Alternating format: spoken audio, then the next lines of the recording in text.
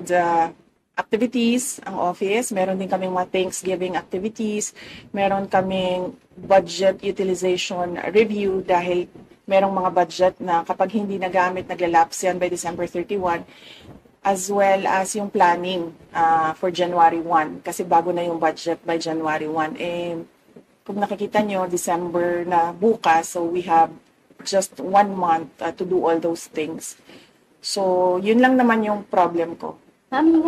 Yan pa lang dito kayo ng comment regarding po sa sinabi po ni Congressman Jay Pong noon po na kung hindi lang daw po kayo maagang nag-ambisyon na magpresidente, tahimik daw po kami lahat.